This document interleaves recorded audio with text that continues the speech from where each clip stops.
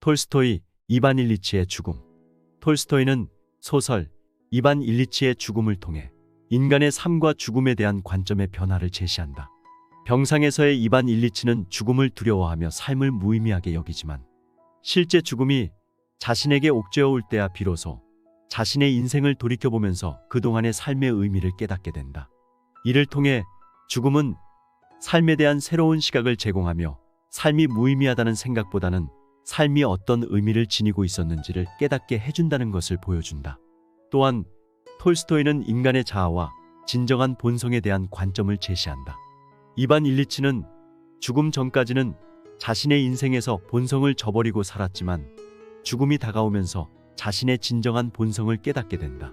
이를 통해 인간의 본성은 언제나 내면에 존재하며 그것을 인식하고 인정하는 것이 중요하다는 것을 보여준다. 이를 통해 우리는 우리 자신의 내면에 숨겨져 있는 진정한 본성을 인식하고 인정하는 것이 중요하다는 것을 깨닫게 된다. 소설 이반 일리치의 죽음의 첫머리는 카메라가 동료들의 사무실에 앵글을 맞춘다. 서로들 그의 부고 소식을 접한 동료들은 웅성거린다. 그가 죽었다지? 사인은 뭐라고 그래? 쯧쯧 안 됐군. 그렇게 진급을 위해 열심히 아등바등 살았지만 끝이 너무 허무하군. 모두들 대화의 내용은 남 얘기하듯 형식적인 말투다. 그리고 각자의 머릿속엔 공석이 된 이반 일리치의 보직에 누가 가게 될 것인지에 대한 생각만 가득하다. 혹시 내가 그 자리에 가게 되면 연봉이 얼마나 오를까? 그리고 여비서도 생기겠지. 각자의 머릿속엔 보직이동에 대한 생각뿐이다. 물론 겉으로 표현은 안 하지만 말이다. 그가 살아오면서 남겼던 삶의 흔적이나 인간성 등에 관해 대화를 나누는 사람은 아무도 없다. 모두들 이반 일리치의 죽음을 대수롭지 않게 받아들인다. 표트르 이바노비치는 이반 일리치의 가장 절친한 친구이자 동료다. 그러나 표트르 이바노비치마저도 이반의 장례식에 가야 하는 것을 매우 귀찮게 여긴다. 표트르 이바노비치는 어쩔 수 없이 이반의 장례식에 참석하게 되고 그의 동료들을 만난다. 그의 동료는 빨리 장례식을 빠져나와 카드놀이를 하러 가자고 표트르 이바노비치에게 말한다. 그리고 카드 멤버들은 누구누구를 구성하자고 말을 한다. 이반 일리치의 죽음을 이들이 어떻게 받아들이는지 단적으로 보여주는 장면이라 할 수 있다. 그저 귀찮고 거칠애인 형식뿐이다. 이 상황에서도 주위의 모든 이들은 각자의 셈법만 있을 뿐이다. 오늘날 우리들의 장례식과 별반 다를 게 없다. 장례식 당일 미망인은 기다렸다는 듯 이반 일리치의 동료인 표트르 이바노비치의 옷깃을 붙잡고 진즉 그와 의논하고 싶었던 자신의 용건을 꺼낸다. 그것은 다름 아닌 남편이 사망한 경우 어떻게 하면 국가로부터 얼마간의 지원금이라도 받을 수 있는가에 관한 질문과 남편의 묘자리를 어디에 쓸 것인가에 대한 질문들이다. 표트르 이바노비치는 난감해하며 자신은 잘 알지 못한다고 말한다. 이반 일리치의 죽음은 그의 부인인 프라스코비아 표도로브나에게조차 슬픔의 대상이 아니다. 자신의 생계를 걱정해야 되는 자신의 안위를 더 걱정해야 하는 상황으로 인식될 뿐이다.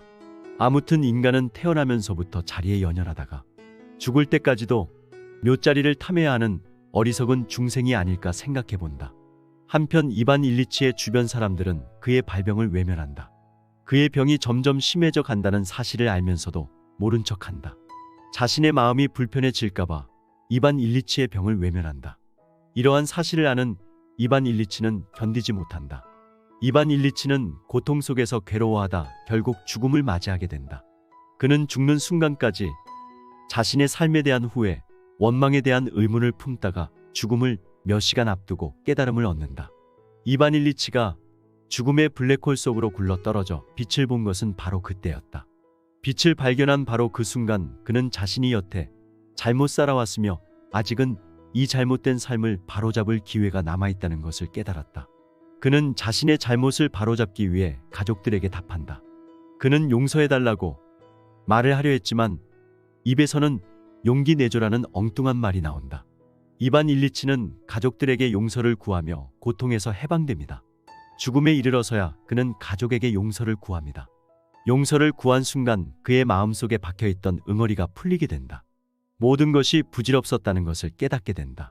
살아가는 순간에는 절대 깨닫지 못할 생각과 감정들을 죽기 전 찰나의 순간이 되어서야 비로소 알게 되는 것이다. 사람은 누구나 삶을 살아가며 죽음을 마주합니다. 그리고 죽음과 함께 삶을 살아가고 있습니다. 지금 멀쩡히 잘 지내고 있지만 내일은 어떻게 될지 아무도 모른다. 개개인은 모두 서로 상처를 주기도 하고 받기도 하며 살아갑니다. 이런 과정에서 서로에게 용서를 구하기도 하지만 차마 말하지 못하고 마음에 묻어두기도 한다. 하지만 용서하지 못할 잘못은 없다고 생각된다. 톨스토이가 생각하는 이반 일리치의 삶은 평범했다. 그래서 끔찍했다. 고위 관리의 아들로 태어난 이반 일리치는 똑똑했고 적당히 순수했고 이에 타산적이었으며 적당히 도덕적이고 방탕하기도 했다. 지금 우리가 살고 있는 평범하고 아주 일반적인 남자였다. 판사가 된 후에도 매우 평범한 삶을 살았다. 승진도 했고 재정적인 안정도 만들어 나갔다. 하지만 원인을 알 수 없는 병에 걸렸고 시한부 삶을 선고받게 된다. 서서히 죽어가는 이반 일리치는 사색에 잠기게 된다. 왜 내가 죽어야 하는 걸까? 이때까지 나의 존재는 무엇이었던가? 살면서 단 한 번도 인생에서 무엇을 얻고자 하는지에 대해서 진지하게 고민하지 않는다면 정당하고 중요한 가치를 추구하는지 혹은 진정한 가치나 의미가 없는 것을 쫓고 있는 것은 아닌지에 대해서 생각하지 않는다면 우리들의 삶은 더욱 황폐해질 것이다. 그의 고통은 두 가지였다. 첫 번째는 누구도 진심으로 자신을 동정하지 않았다. 누군가는 자신을 위해 눈물을 흘려주기를 원했다. 두 번째, 자기 자신이 그토록 미워하고 자신을 진심으로 위로한 적이 없는 저 사람들이 바로 과거의 자신이었기 때문이다. 그는 이런 이유에 대하여 생각해 보게 되었다. 죽기 1시간 전 그의 아들 바샤가 다가와 울음을 터뜨렸고 그는 아들의 울음 속에서 그토록 갈망했던 위로와 사랑을 발견한다. 이제 이반 일리치는 자신이 불쌍히 느껴지지 않았다. 오히려 그토록 미워했던 가족들과 혐오스러웠던 모든 사람들이 불쌍하게 느껴졌다.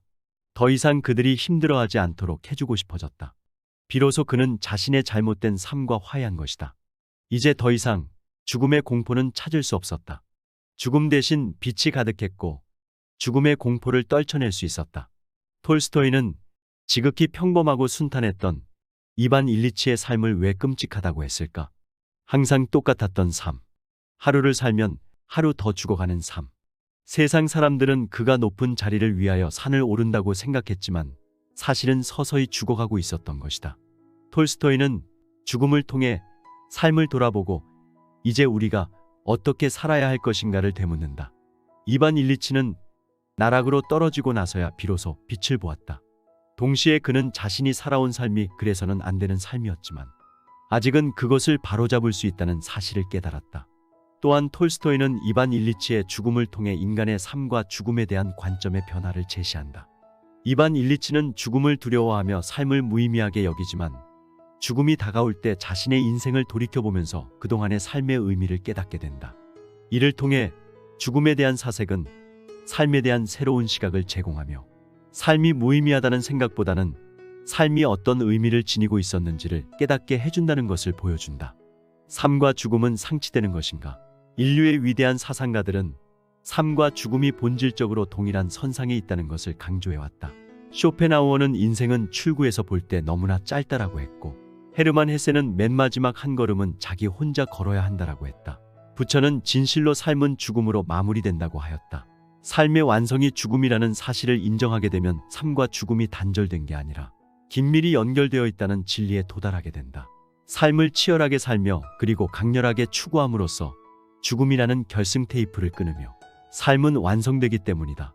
이러한 톨스토이의 철학은 인간의 삶과 죽음 그리고 인간의 본성에 대한 깊은 이해를 제시하며 우리가 일상에서 마주하는 다양한 문제와 고민에 대한 해답을 제공한다. 이를 통해 우리는 삶과 죽음에 대한 관점의 변화와 본성의 인식에 대한 중요성을 인지하고 더 나은 인생을 살아가는 데 도움을 얻을 수 있을 것이다. 오늘은 여기서 이만 줄일까 합니다. 평온하고 행복한 하루를 보내시길 기원합니다. 감사합니다.